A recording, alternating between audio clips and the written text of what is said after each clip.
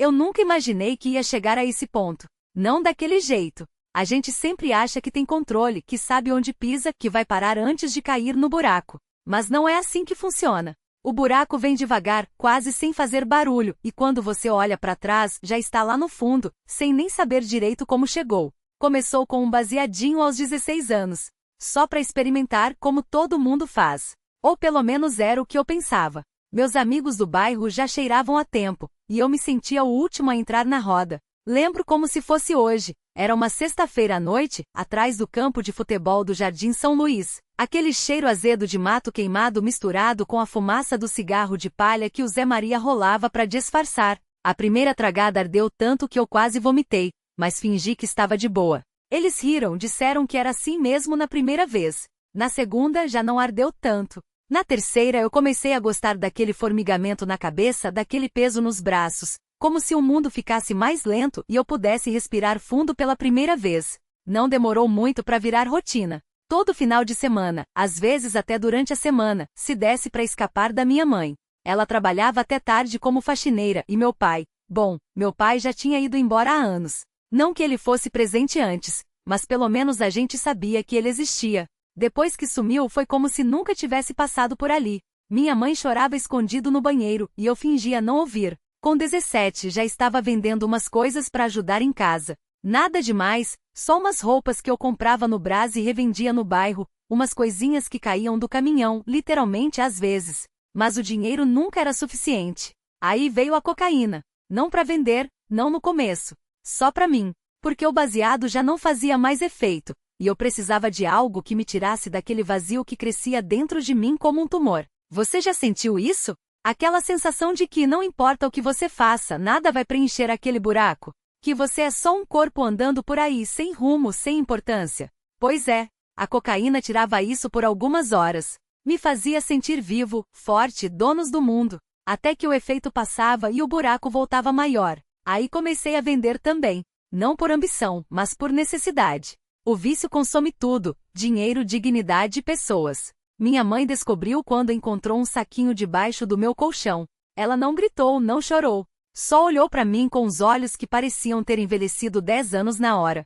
Filho, pelo amor de Deus, foi tudo o que ela disse. Eu saí de casa e não voltei por 3 dias. Nesses 3 dias conheci o inferno. Não o inferno de fogo e demônio que pregam na igreja, mas aquele que a gente mesma cria. Fiquei sem comer, sem dormir, com a cabeça latejando como se fosse explodir. Cheirei até não ter mais nada, até os dedos doerem de tanto esfregar a gengiva. Quando voltei para casa, minha mãe não perguntou nada. Só me deu um prato de comida e um cobertor. Eu comi chorando, com as mãos tremendo. Foi aí que o irmão João apareceu. Ele era da congregação cristã, aquela igreja que não tem imagem, não tem padre, só os irmãos que leem a Bíblia e cantam hinos. Minha mãe tinha começado a frequentar faz uns meses, mas eu nunca tinha ido. O irmão João era um homem baixo, de mãos grossas, que falava pouco. Ele sentou na minha frente e disse: "Você quer parar?" Não perguntou se eu estava bem, se eu queria ajuda, nada disso. Só isso. "Você quer parar?" Eu não sabia. Parte de mim queria. Outra parte tinha medo de parar porque sem a droga, eu ia ter que encarar tudo o que eu tinha feito, tudo o que eu tinha perdido. Mas olhei para ele e balancei a cabeça. "Quero." Ele não me levou para nenhum centro de recuperação, não me internou. Só disse: "Então vem comigo." E eu fui. As primeiras semanas foram um inferno diferente. Não tinha mais a droga, mas tinha a culpa, a vergonha, a raiva de mim mesmo. Os irmãos da igreja não me tratavam como um coitado, nem como um criminoso. Tratavam como um homem que tinha errado, mas que ainda podia se levantar. Eles me deram trabalho: arrumar cadeiras, varrer o salão, ajudar a carregar caixas de doações. Coisas simples, mas que me faziam suar, cansar, dormir à noite sem precisar de nada além do cansaço. O mais difícil não foi deixar a droga. Foi aprender a viver sem ela. Aprender a sentir raiva, tristeza, alegria, sem correr para onçar. Cheguei a pensar que não ia conseguir. As primeiras vezes que senti a raiva subindo pela garganta, apertando o peito, foi como se o corpo todo gritasse por alívio. Não tinha mais o pó, não tinha seringa, não tinha nenhum gole de cachaça para afogar aquilo. Só eu, as paredes do quarto minúsculo que o pastor arrumou para mim nos fundos da igreja, e a voz do irmão João batendo na porta: "Vem, rapaz. Não fica aí remoendo. Tem serviço." E eu ia, porque não sabia fazer mais nada. Os domingos eram os piores. O salão cheio, os hinos, as mãos levantadas. Eu ficava no fundo, encostado na parede, com as minhas cicatrizes escondidas debaixo da camisa. Não cantava, não fechava os olhos. Só ouvia. Às vezes alguma palavra do pastor grudava em mim como um espinho. Asterisco, Deus não te quer perfeito. Ele te quer presente. Asterisco, não entendia bem o que aquilo queria dizer, mas repetia para mim mesmo quando a vontade de sumir apertava.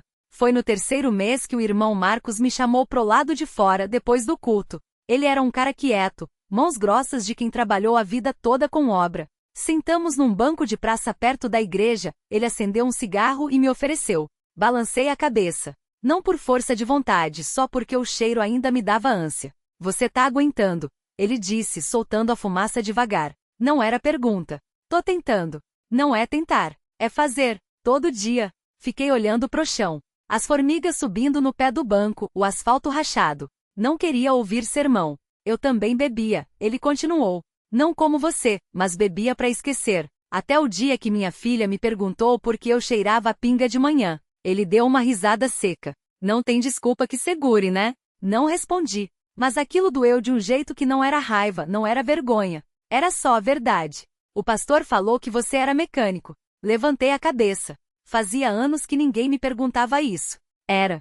Antes. Tem uma oficina ali na Rua das Palmeiras. O dono é irmão da igreja. Tá precisando de ajuda. Nada de graça, viu? Trabalho pra valer. Fiquei olhando pra ele, desconfiado. Por que você tá me ajudando? Marcos esmagou a bituca no chão devagar. Porque alguém fez isso por mim. E porque você tá aqui. Não tá fugindo. Não era resposta. Era um fato. Na semana seguinte, estava lá. A oficina fedia graxa e óleo queimado. O dono, um homem baixo e barrigudo chamado seu Antônio, me olhou de cima a baixo quando cheguei, mas não perguntou nada. Só jogou uma chave de fenda na minha direção e apontou para um Fusca velho encostado no fundo. Esse aí tá com o carburador entupido. Se você conseguir fazer ele pegar, a vaga é sua. Peguei a ferramenta. As mãos tremiam um pouco. Não por causa da abstinência, dessa vez era só medo. Medo de não saber mais, de ter esquecido, de ser só mais um lixo que não servia para nada. Mas o motor rangeu, tossiu, e depois rugiu. Não era bonito, mas estava vivo. Seu Antônio assobiou.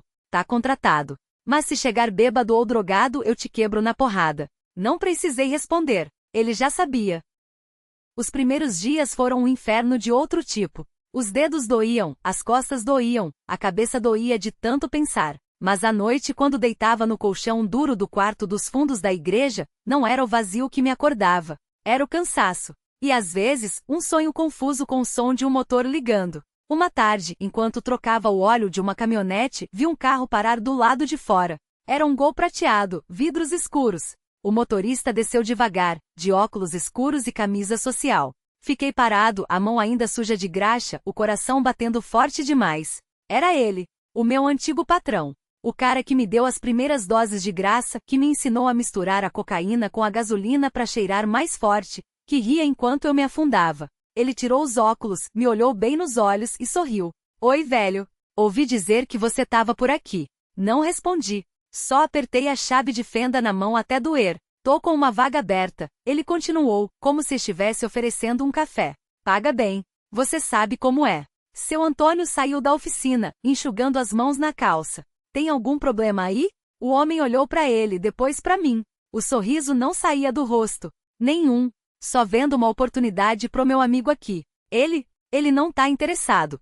Seu Antônio cortou, secando as mãos no pano sujo que sempre carregava no bolso. E você, se não for para consertar nada, pode ir embora. O homem não se mexeu. Os olhos dele ainda grudados em mim, como se eu fosse um pedaço de carne pendurado no gancho. A chave de fenda pesava na minha mão, quente do suor. É só um convite, velho. Sem pressão. Ele puxou um maço de notas do bolso, folheou devagar, como quem mostra figuras para criança. Dobro do que você ganha aqui. E sabe que eu sempre cumpro. Seu Antônio deu um passo à frente, o corpo dele bloqueando a minha vista do dinheiro. Já disse. Ele não quer. O silêncio ficou grosso. O vento mexeu nas folhas secas do quintal, arrastando um saco plástico pelo chão. O homem guardou as notas devagar, sem pressa. Tá bem. Ele colocou os óculos de volta, ajustou a armação. Mas se mudar de ideia, sabe onde me encontrar. Virou as costas e foi embora, os passos leves demais para um cara daquele tamanho. Seu Antônio ficou olhando até o portão fechar, depois se virou para mim. Você tá bem? Não respondi. Soltei a chave de fenda no banco, as juntas dos dedos doendo de tanto apertar. A respiração ainda não tinha voltado ao normal. Não preciso da sua caridade, falei, mais duro do que queria. Ele suspirou, coçou a barba branca por fazer. Não é caridade, rapaz. É só um emprego. E um lugar para dormir que não é debaixo de ponte. Eu tô pagando. Tô sabendo. Ele pegou uma chave inglesa, começou a mexer no motor desmontado. Mas não é só isso. Fiquei quieto. O cheiro de óleo queimado subia do chão, misturado com o mofo das paredes.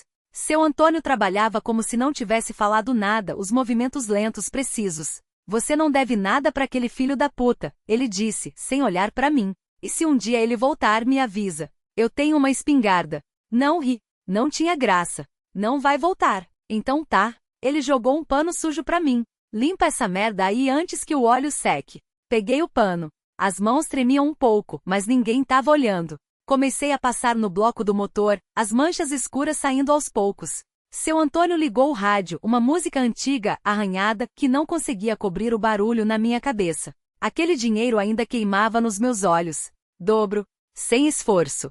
Só fazer o que já sabia. Mas eu conhecia o preço. E dessa vez não tinha mais para onde cair. Fiquei ali, esfregando o mesmo ponto do bloco até o pano ficar preto de óleo e suor. Seu Antônio não falou mais nada, só mexia nas ferramentas como se eu não existisse. O rádio chiava entre uma música e outra, e eu tentava me concentrar naquilo, no som dos parafusos caindo na bandeja, no cheiro de graxa quente, em qualquer coisa que não fosse a voz do Zé no meu ouvido. Asterisco, é só uma vez, cara.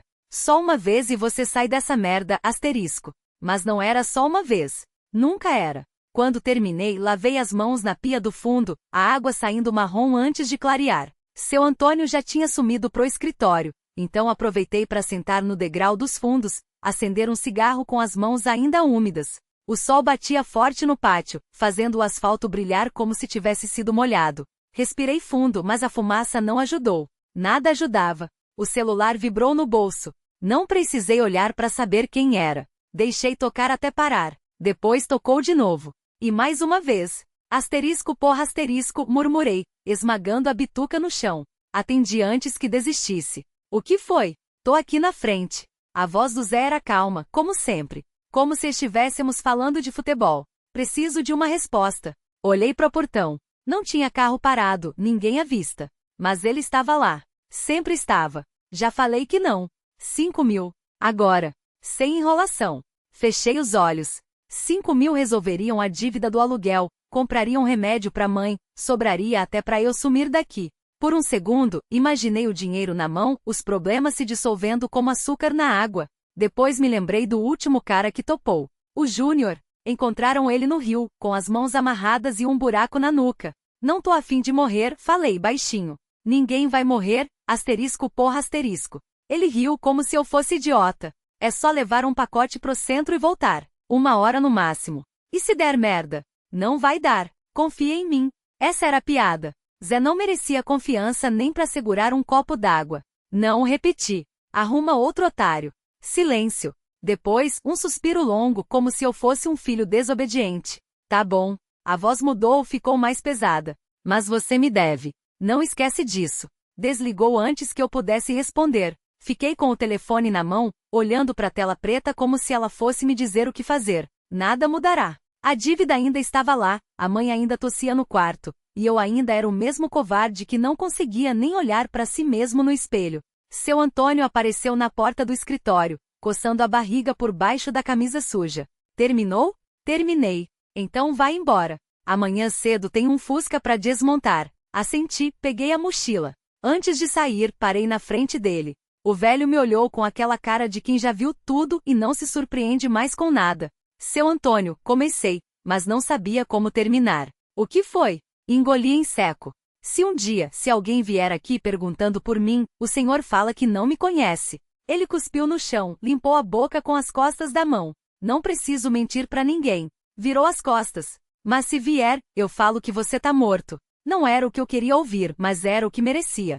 Saí pela lateral, evitando a rua da frente. O sol já estava mais baixo, pintando as paredes de laranja. Andei sem pressa, as mãos nos bolsos como se não tivesse nada a esconder. mas cada passo parecia ecoar: asterisco covarde, covarde, covarde asterisco. Quando dobrei a esquina, vi o carro do Zé estacionado meio na calçada, motor ligado. Ele estava no volante, olhando pro celular. Não me viu, ou fingiu que não viu. Passei reto, sem olhar, mas sabia que ele ainda estava lá, esperando. Sempre esperando. Cheguei em casa com as chaves trancadas na mão, como se fossem uma arma. A mãe estava sentada na cadeira da sala, embrulhada num cobertor mesmo com o calor, tossiu quando entrei, um som úmido fundo. Onde você estava? Perguntou a voz rouca.